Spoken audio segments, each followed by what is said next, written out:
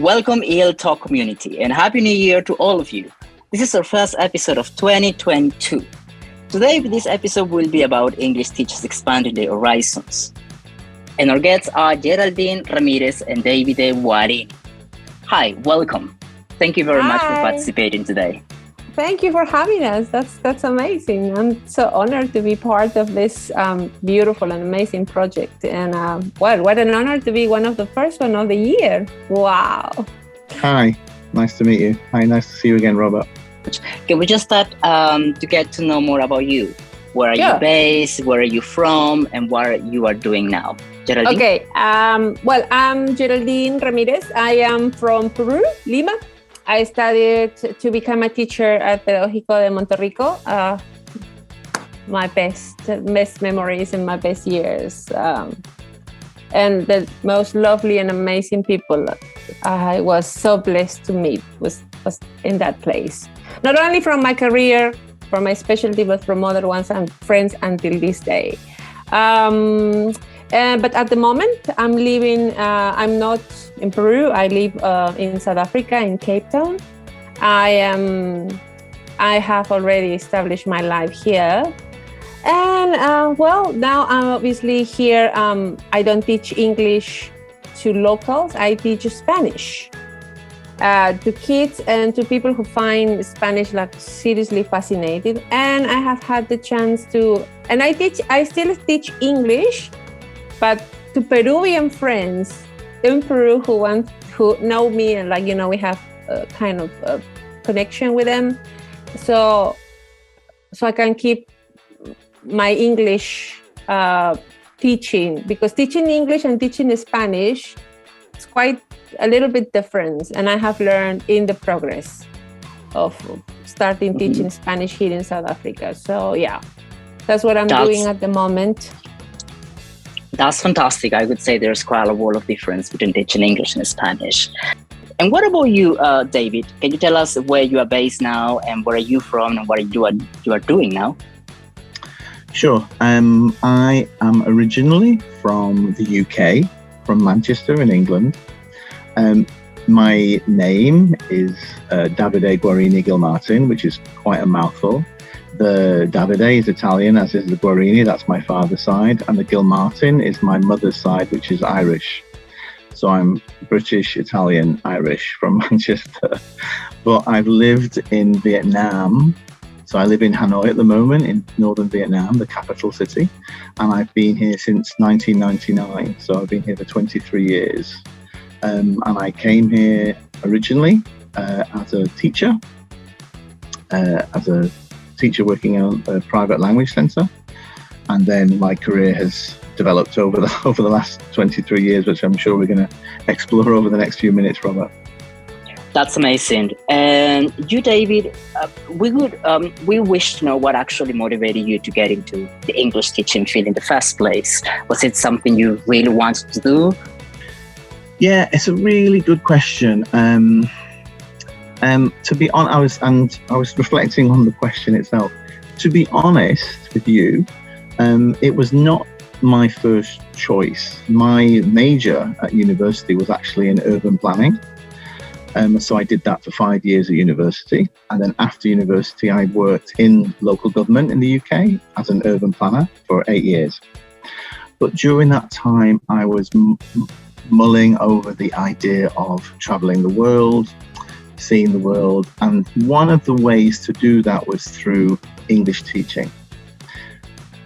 I resisted for quite a number of years. Why? Because I was a bit concerned about the kind of the imperial, almost colonial kind of export of English from a country like the UK. But eventually I decided to do a CELTA course in 1998 and leave my kind of career behind and start an English language teaching career. And I just happened to, for various reasons, I just happened to end up in Vietnam. And the rest, as they say, is history. Geraldine, what actually motivated you to get into the English teaching field in the first place? That could be really interesting for us to know. Well, first of all, I started studying, I come from a I studied school in a public school where English was like really very basic. So when I was a teenager, my mom said, you know what, you have too much free time on your hands. So what do you want to do? And obviously English has always been fascinating because when I was a teenager, we didn't have what we have now, social media and this kind of thing. So I said, okay, I wanted to study English as a side thing. And then when the time comes and I finish high school, I really, really enjoy English, and teaching was, I thought, okay, I am a people person. I like people, and teaching sounds like the right path at that moment. And by many things, and I decided to apply to this beautiful place that I consider like my best fond memories come from those years. I was very young also. So when I was young, you basically try to, like a good girl, do what your parents ask you to do. And but I liked it. I really enjoyed it. My friendship, fellowship, it was very nice and lovely. And so I did enjoy that very much. I wish I had all the tools that we have now, like the YouTube thing and the social media and the technology, smartphones and stuff like that. When we wanted to get, like, let's say, lexical cards or pictures, where you had to, like, photocopying in color was like so fancy if you think about it. And I'm talking about like 20 years ago. Wow. That must be a lot of time. That's a really fascinating story. Could you take us back to when you graduated and started working? Was it what you expected for? Was there any challenges going through I such wish I stage? had known lots of things. I wish I had, as I was saying, when I graduated, I was very young. I was just 21 years old and like, very naive. And I wish I had known better, like getting to socialize with other social circles and not just like my vision would be wider. And now you have just clicked and then you can know about different cultures. That in my time you had to go to a library or you had to hang out with other, people who have traveled abroad. I wish I could have had that. I wish I could have somebody said to me, you know what, get your driver's license, because if you want to apply for an overseas job, that will be one of the first requirements. It took me 8 years for me to get my driver's license because since in Lima, having a car is more like a luxury than a necessity, but that's because you only see Lima. But when you go overseas, then you realize that having a car is not a luxury, it's a necessity. So I wish somebody could have said, you know what? The moment you get the possibility, go and learn how to drive a car and do it properly, not just drive to get the license, but do it properly, have the skills. Because maybe if you have the opportunity to travel overseas and get a job, you will be doing that a lot. I wish somebody could have said that. Like it took me, I was only 28 when I got my driver's license. And I still get like nervous when I drive. Years now, but my point is, I wish somebody would say, you know what, let's make a road. Let's prepare your life in the next 5 years.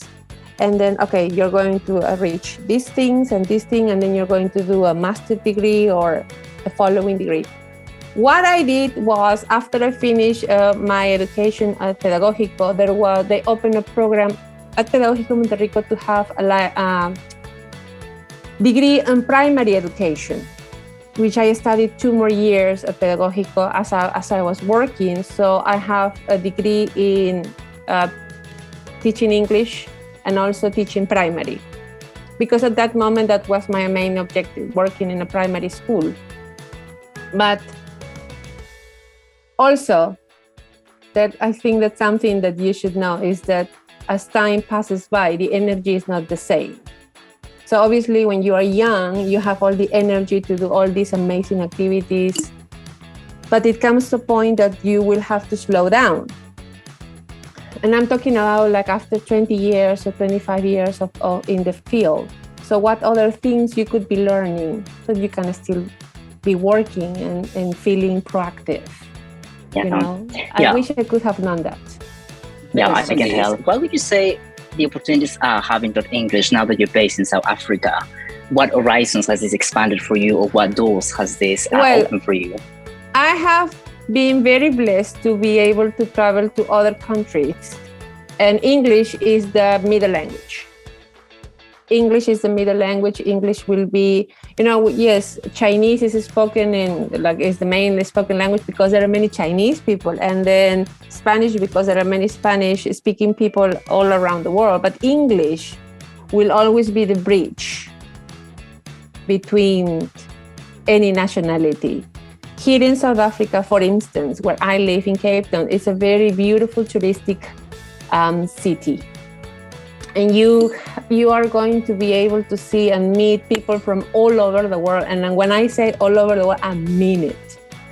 And obviously, the bridge, it's English.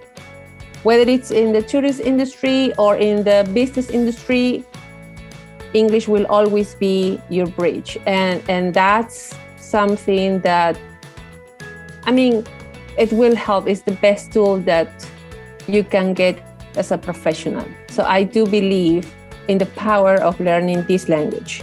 You can learn the other ones, French, German, Chinese, it's fantastic. It's amazing.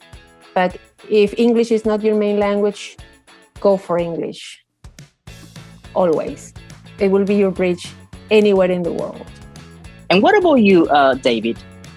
Now that you're in Vietnam and doing great things there, what could you say the opportunities of having taught English and having been a trainer over these years? What horizons has this expanded for you, or what doors has this opened so far? Yeah, thanks. Yeah, it's a really good question.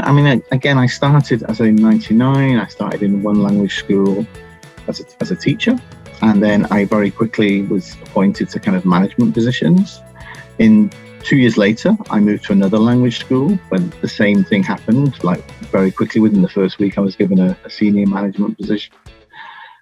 So it was interesting that those opportunities were presented to me at that point in time. And then in 2003, I had an opportunity to join the British Council here in Vietnam, again in Hanoi. And then that was obviously a life kind of changing moment for me. I've been with the British Council now for 19 years as of last week. And during that time, I managed to not only develop my teaching career, but also work in different aspects of the British Council's educational and cultural work across Vietnam and indeed across East Asia. And then in 2006, my senior manager at the time suggested to me she basically told me to do a diploma in English language teaching of adults, a Cambridge Delta, which some of your audience may be aware of. And that was really the game changer, because that really opened the world for me in terms of moving from being a teacher, which is absolutely fine, being an English language teacher, but moving from being an English language teacher to being a trainer and a teacher trainer, and moving into the world of teacher education and teacher development.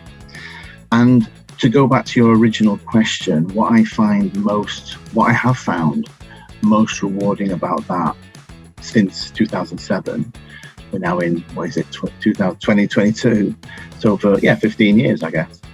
What I find most rewarding about that is the opportunity to really build people's skills. The idea of skills development, of personal development, of human development through teacher development and teacher education. And in a way, on reflection, I kind of see a parallel.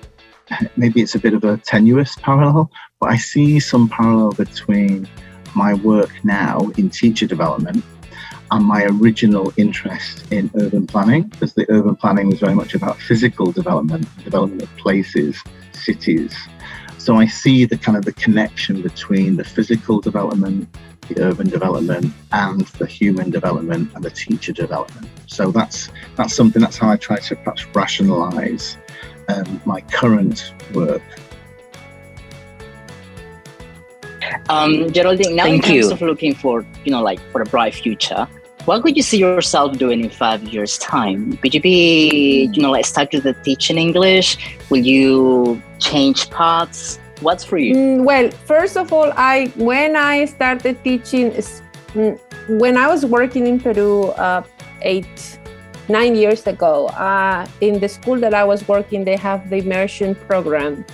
They have accept kids with special needs, Down syndrome, Asperger, autistic. There was this girl, her name is Diana Hall. She's a lovely girl who had Down syndrome.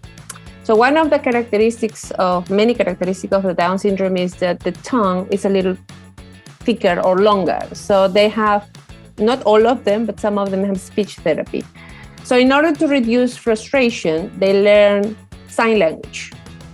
Now, in my case, because they want to communicate, but because the thought doesn't connect with your mouth, it's frustrating. So the easiest and fastest way is using sign language. So I learned a little bit with that. And then when I moved here, so I started investigating more about sign language, and more specifically, American Sign Language. The benefits of teaching American Sign Language or sign language itself to hearing kids, not to deaf kids, but to hearing kids. So I started opening to this and self-learning about this a lot. And I started using it with my youngest son, baby sign language, and he was able to do sentences and express himself since he was as young as 1.5 years. And it was amazing because then I knew when he needed certain things like water and sleep and things like that. And I thought, what if I use this to teach Spanish? Because then when the opportunity came, I said, okay, because if you are a hearing person and you use sign, it's three-dimensional. You can see it, you can hear it, you can do it. It's three things. So I started to say, okay, I'm going to apply this to these kids. So I started teaching, for instance, this is family. And I would say, familia, and familia. And then I would come to a point that I would just do this. I don't even say a word. And what is this? Mamá, y esto, papá, abuela, abuelo, and things like, and it was amazing. I was like blown away. So now I am doing a course in American Sign Language, because now every country has their own sign language, which is interesting. Because you would think, okay, if you speak sign language, it would be understood in every part of the world, but not really. So I thought, okay, Yes. demographically speaking, American Sign Language would be the right course. So I'm learning, doing that. I still have to pass certain courses to get my diploma, to be like officially doing that. But at the moment I'm applying it with my lessons and it's working well. And I'm very grateful for that. So I'm still seeing myself doing teaching and using sign language and getting more specialized in that field in particular. So you will never, as a teacher, I think one of the things is you never stop learning. Absolutely. Yeah, this sign language paradigm is quite new, and I guess lots of It's teachers could be really TPR. interested It's TPR. Yeah, absolutely. Basically, it's TPR, total physical response, but now it makes sense. It's like putting like a face to TPR, like silly. I use a lot of TPR with my students when I wish I had known when I started using it so it would make more sense. Imagine Yeah, you wish you had known this. Yes, I mean it's TPR. It's basically just now it has a name. Now it has more sense. That then this movement has a purpose. So that's the beauty of this, and I think it's amazing. Absolutely. Now, Geraldine, based on the great experiences you've shared with us, is there some kind of like recommendation or piece of advice you'd like to provide, like would-be teachers or want to be teachers or teachers who just graduated? They do. Yes. Well, in my case, for instance, I've never had a problem having friends or making friends and whatever, but there are people who have different personalities, and that's perfect and that's right.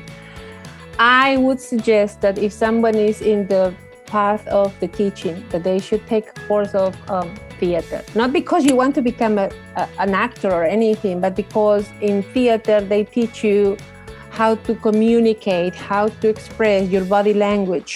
I wish I could have done that, and how to speak in public.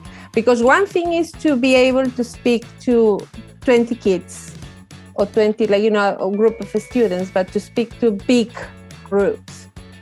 In my times, we didn't have TED Talks.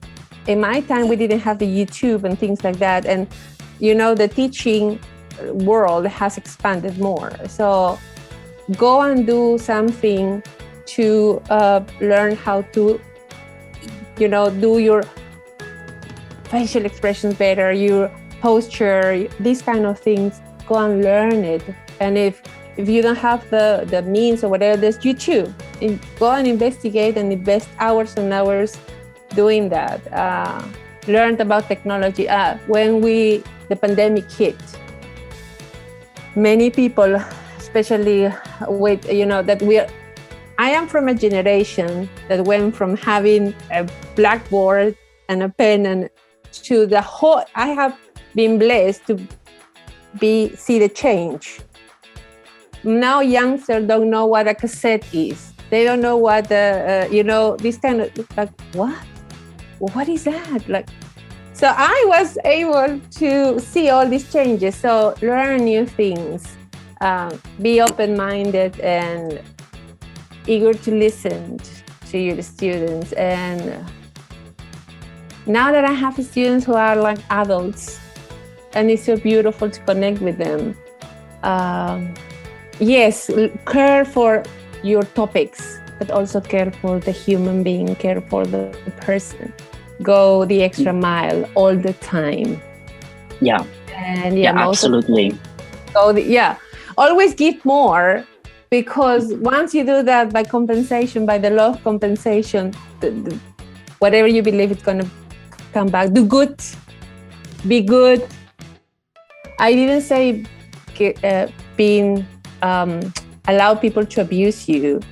I'm just saying that if you do good is going to come back to you in so many ways. Be a nice teacher, be helpful. If you, a teacher is a result, a good teacher, a great teacher is a result of the co-workers, of the environment, of a good principal. And if you can help, do it. If you can help, do it. I don't like the saying when it says the enemy of a Peruvian is another Peruvian. I am so against that, because it's not true. It's not true. It's like absolutely not. I have been blessed with many good people in my life, most of them Peruvians, and who have helped me and taught me many things. So just be a nice person. I would say that, yeah. Now, Davide, in terms of looking for a bright future now, what do you see yourself doing in 5 years' time? After the last 2 years, when everyone's been through COVID and the pandemic, who knows where we'll be in 5 years' time. For the last 2 years, I've been extremely fortunate. As I say, since 2007, I've been working as a freelance. I had been working as a freelance teacher trainer, working on various teacher development or teacher training courses and workshops throughout Vietnam originally, then throughout East Asia, especially in Thailand, in China, in Indonesia, and Malaysia, and even in Peru. That's how we met in the first time. I managed to get a contract working on a summer school, a Ministry of Education summer school in 2015 and 2019. So those were all amazing, fantastic opportunities for me to work with really talented teachers across the globe, across East Asia and across Peru. But at the end of 2019, I was very fortunate that the British Council in Vietnam had created a new post for an academic manager, a full-time post. And I applied for and was fortunate enough to get that post. So I've been doing that for the last 2 years, 1 year and 11 months, I guess. So, and I've really enjoyed that post as an academic manager, getting to work with the ministry here in Vietnam, getting to work with their National Foreign Languages Project, and to really sort of hopefully working in partnership with those organisations and other organisations like the Viet TESOL National Teacher Association, having opportunities to look at teacher development at a much more kind of strategic level, I guess, and looking at what opportunities we can create and develop for teachers across Vietnam. And I also, in my role, I also have an opportunity to work with colleagues in Thailand as well, and across, in fact, not only in Vietnam and Thailand, but across East Asia. So it's a fantastic opportunity. So to go back to your original question, sorry, Robert, that was a long preamble to the actual answer. 5 years from now, it'll be really interesting to see if I can still be involved in that kind of strategic thought process and influencing of decision making and policy making at that level, to see how we can influence teacher development and teacher education, as I say, in Vietnam, in Thailand, and indeed across East Asia. Obviously, everything's very fluid at the moment, with COVID and with the pandemic, and even with the British Council. So it's not easy for me to really make a very firm guess. But I'd be very happy to be in this current role in the future. That's nice experience you're sharing with us, Davide. Last question: is there any piece of advice you would like to give teachers who just graduated and want to do something in the educational field apart from just teaching English?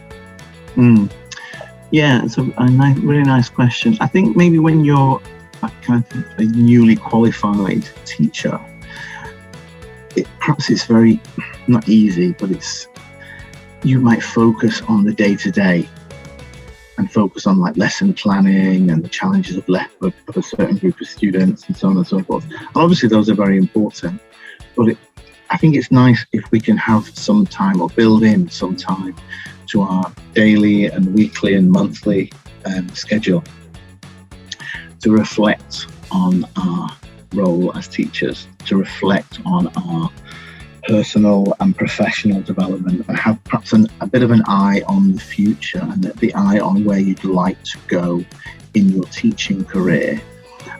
Otherwise, as I say, it's sometimes as a teacher, it's very easy for us to get bogged down in the day-to-day and forget about the opportunities that are out there. So if you can, I think the key point is reflection. Build time for reflection. Use that reflection time to think about a bit more of the medium and the longer term in terms of personal and professional development, not just focusing on the short term in terms of daily lesson planning, working with certain groups of students, and many of the challenges that that kind of work can bring, perhaps. Yeah, absolutely. I'm very sure our teachers will take everything you guys just said into great consideration. Thank you very much, David and Geraldine. And thank you, ELTO community, for listening. And please join us next time for another episode. And do not forget to subscribe to all of the social platforms in YouTube, Facebook, and Spotify. Bye-bye. Thank you. Bye-bye, Geraldine. Bye. Thank you very much, David. Great. Thanks, Robert. See you. Have a nice weekend, yeah? EL Talk, Teachers Talk. Las opiniones vertidas en este podcast son de exclusiva responsabilidad de quienes la emiten.